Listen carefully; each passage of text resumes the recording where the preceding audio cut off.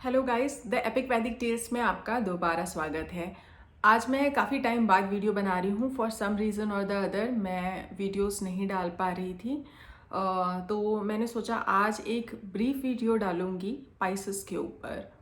Pisces यानी mean राशि, उसमें अभी बहुत एक्टिविटी चल रही है, काफ़ी प्लैनेट्स ट्रांजिट कर रहे हैं और एक बहुत इम्पॉर्टेंट प्लैनेट जो पाइसेस में ट्रांजिट कर रहा है वो है सैटर्न, जिसकी वजह से कई लोगों के माइंड में काफ़ी सारे कन्फ्यूजन्स और डायलेमास हैं। और सच कहूँ तो as a learning and practicing astrologer मुझे भी बहुत ज़्यादा क्यूरियोसिटी थी कि सैटर्न पाइसेस में ट्रांजिट करेगा तो किस तरह के इफ़ेक्ट्स देखने को मिलेंगे।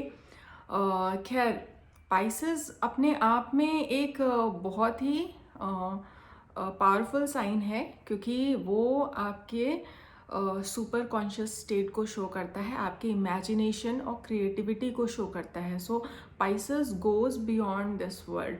जो आपकी फिजिकल बॉडी है वो कहीं ना कहीं आप देखो कालपुरुष चार्ट में तो एरीज से आप स्टार्ट करते हो, है ना।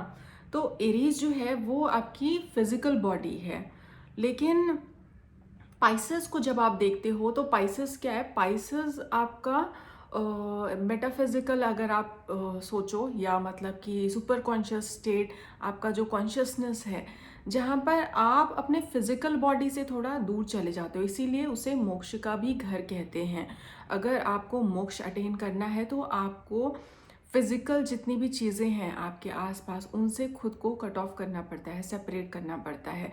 इसी वजह से 12th हाउस और पाइसेस को कहीं ना कहीं लिंक किया जाता है एस्केपिज्म से।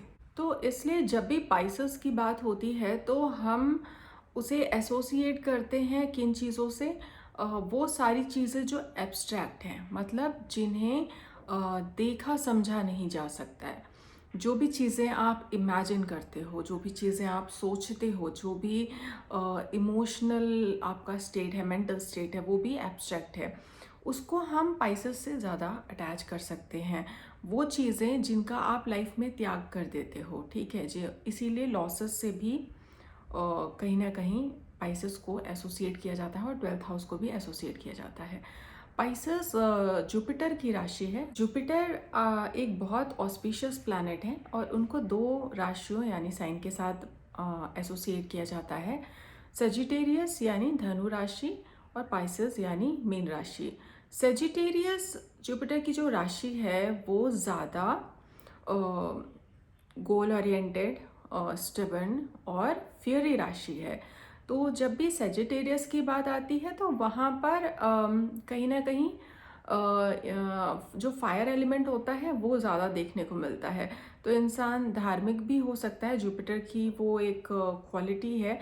जब भी जुपिटर किसी के चार्ट में बहुत ज़्यादा एक्टिव होता है या स्ट्रांग होता है तो वो उस इंसान को फिलोसफिकल, नॉलेजेबल बनाता है, नॉलेज की ओर उसका रुझान ज़्यादा होता है। तो सेजिटेरियस जो है उसका फिजिकल मैनिफेस्टेशन है।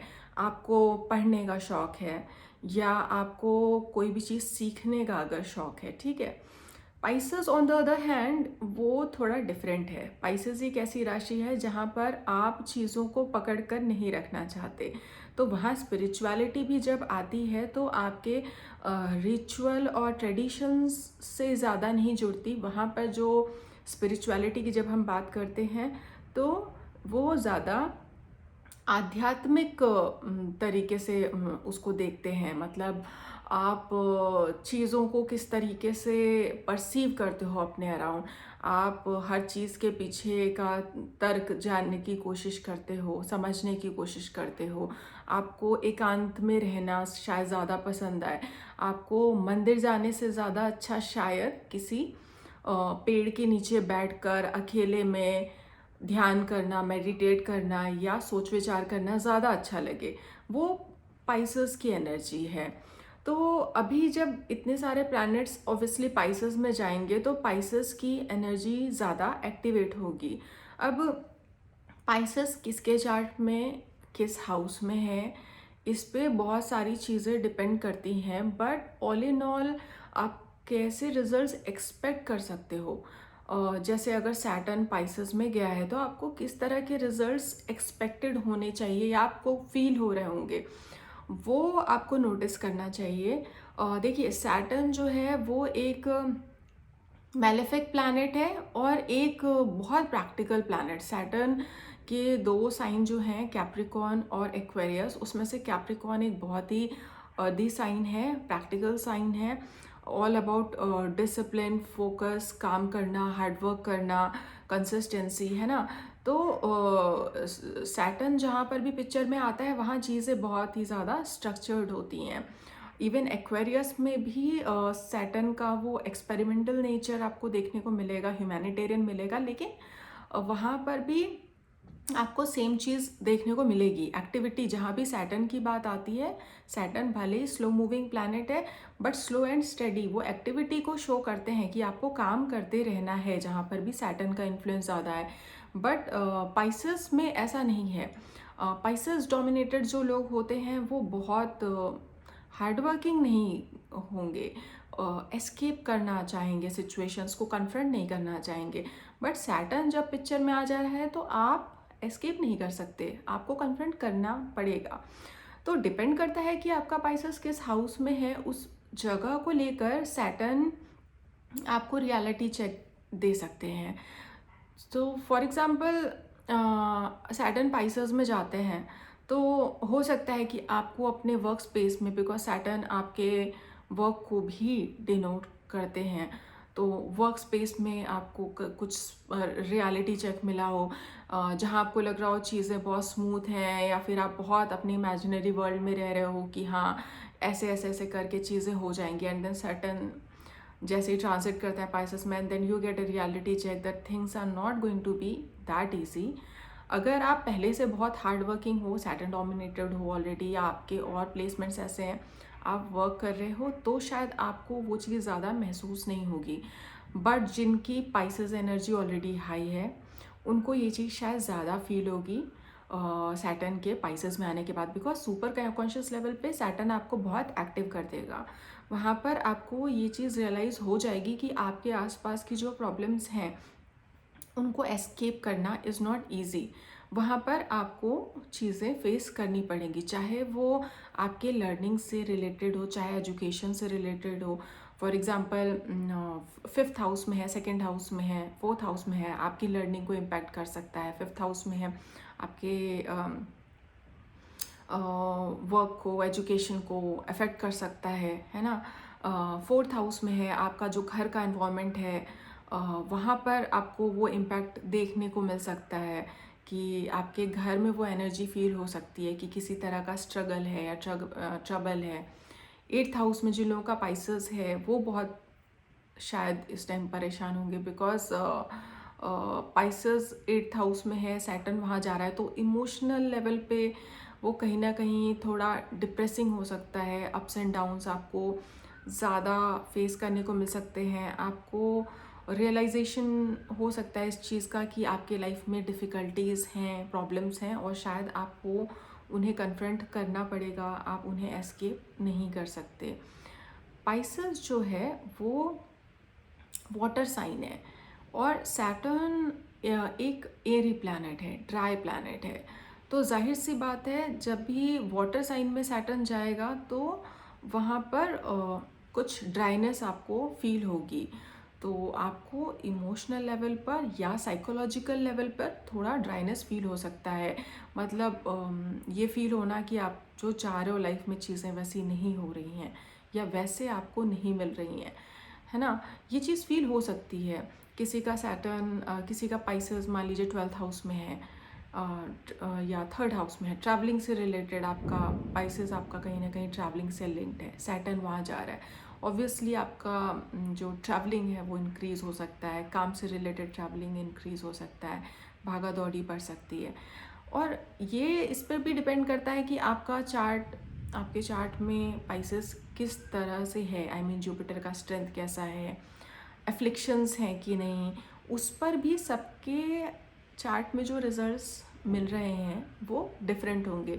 अगर किसी का पाइसेस ऑलरेडी एफ्लिक्टेड है, बहुत सारे मैलेफिक प्लैनेट्स हैं वहाँ पर, या मून है सपोज करिए, जिन लोगों की भी साढ़े 7 ही चल रही होगी, वहाँ पर ऑब्वियसली सैटर्न जाएगा तो वो कहीं ना कहीं मेंटल स्ट्रेस ज़्यादा क्रिएट करेगा, क्योंकि ऑलरेडी वहाँ पर मैलेफिक इम्पैक्ट ज़्यादा है, इन्फ्लुएंस ज़्यादा है।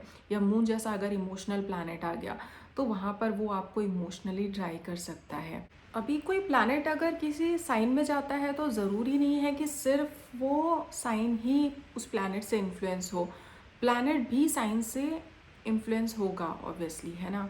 सैटर्न अगर एक ऐसे साइन में था, एक्वेरियस, जो उसका खुद का साइन था, मून त्रिकोण साइन, वहाँ पर Saturn was feeling strong.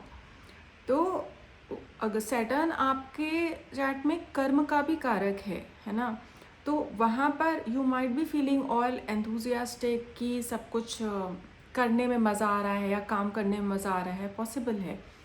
Saturn अगर पाइसेस में जा रहा है तो पाइसेस की एनर्जी सैटर्न को भी इन्फ्लुएंस करेगी ऑब्वियसली। पाइसेस एस्केपिज्म का साइन है, आइसोलेशन का साइन है। पाइसेस एनर्जी जब एक्टिव होती है तो इंसान सोच विचार कर अपने हिसाब से काम करना चाहता है, उसको समय चाहिए होता है।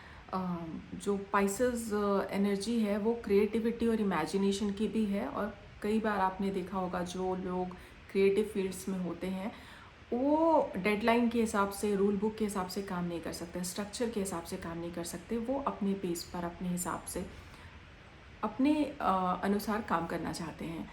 तो जाहिर सी बात है जब सैटर्न पाइसेस से अफेक्ट होगा तो आपके काम पर भी उसका इम्पैक्ट पड़ेगा। हो सकता है आप जो भी काम कर रहे हो, जैसी एनर्जी आपकी पहले थी अब वैसी ना हो, आपके काम को लेकर आपका जो रुझान है वो किसी रीज़न से कम हो जा रहा है।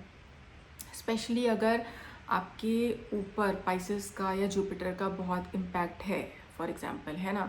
जैसे कुछ लोगों में पाइसेस एनर्जी ऑलरेडी बहुत एक्टिव होती है, बहुत सारे प्लैनेट्स ऑलरेडी पाइसेस में हैं या मून पाइसेस में है, तो ऐसे लोगों को बहुत ज़्यादा फील होगा कि वो अपने काम को लेकर बहुत ज़्यादा एंथुजियास्टिक नहीं फील कर रहे हैं, क्योंकि सैटर्न को हर चीज़ स्ट्रक्चर चाहिए होती है कि काम ऐसा स्ट्रक्चर में होना चाहिए, प्रॉपर डेडलाइंस फॉलो होने चाहिए, टाइमलाइन के हिसाब से होना चाहिए।